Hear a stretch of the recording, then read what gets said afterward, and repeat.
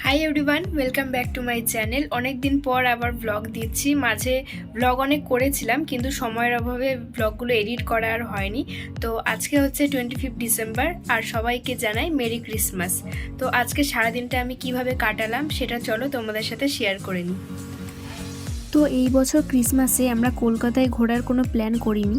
কলকাতার মোটামুটি সমস্ত জায়গাতেই ঘোরাঘুরি হয়ে গেছে।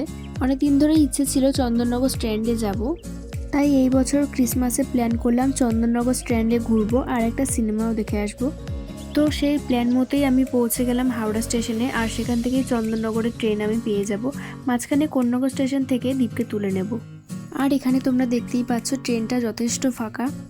তো হাওড়ার পর মোটামুটি 6-7টা স্টেশন পরেই কোন্নগর। তো আমি দরজার কাছে দাঁড়িয়েছিলাম দ্বীপকে তুলবো বলে, আর এই যে উনি এসে হাজির হয়ে গেছে। তো আমরা ট্রেনে বসে বসে গল্প করতে করতে এতক্ষণে চন্দননগর স্টেশন চলেও এসেছে। তারপর আমরা স্টেশনে নেমে একটা অটো ধরে চলে গেলাম চন্দননগর স্ট্যান্ড ঘাটের দিকে। তো সোশ্যাল মিডিয়াতে আমি এই জায়গাটার অনেক ছবি ভিডিও দেখেছিলাম, তাই জন্য এই জায়গায় আসার খুব ইচ্ছে হচ্ছিল। বাট এই জায়গাটাতে এসে আমি জাস্ট প্রেমে পড়ে যাই। জায়গাটার ভীষণই সুন্দর। যদিও আমরা অনেক বেলার দিকে গেছিলাম, কিন্তু রাতের বেলা এই জায়গাটা আরও বেশি সুন্দর লাগে রাস্তার লাইটগুলোর জন্য। তারপর আমরা এক জায়গাতে বসে ফোনে ভিডিও দেখছিলাম কাছাকাছি কোনো রেস্টুরেন্ট আছে কিনা।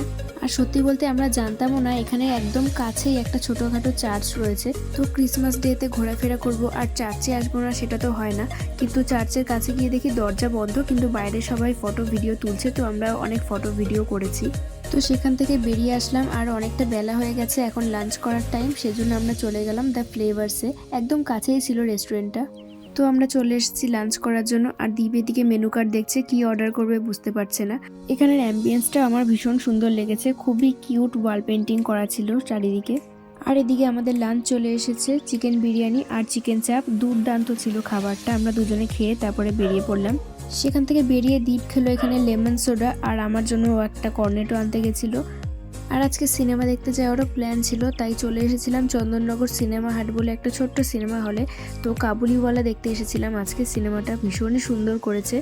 আর এই রকম সিটগুলোকে কি বলে আমি ঠিক জানি না, একদম সামনে বসে ছোট্ট বেডের মতন সিটগুলো ছিল। সেখানে বসে সিনেমা দেখার আলাদাই এক্সপিরিয়েন্স। আগে কখনো এইভাবে সিনেমা দেখিনি আমি। কাবুলিওয়ালা সিনেমাটা ব্ল্যাক অ্যান্ড হোয়াইটে যখন বেরিয়েছিল সেটাও আমি দেখেছিলাম অনেক ছোটোবেলায়। কাবুলিওয়ালার চরিত্রে মিঠুন চক্রবর্তীকে দেখে আরও বেশি ভালো লাগছিল, কারণ অ্যাক্টিংটা ভীষণই নিখুঁতভাবে করা হয়েছিল। তো সিনেমা দেখা শেষ, এখন আমাদের বাড়ি ফেরার পালা। তো দ্বীপ এখন আমাকে বালি স্টেশনে ছেড়ে আবার কোন্নগর ফিরে যাবে, আর আমি বালি স্টেশন থেকে দক্ষিণেশ্বর যাওয়ার একটা বাস ধরে নিলাম। জাস্ট 10 মিনিটই লাগলো। তারপর দক্ষিণেশ্বর থেকে মেট্রো করে সোজা মাস্টারদা সুদর্শন নেমে পড়লাম।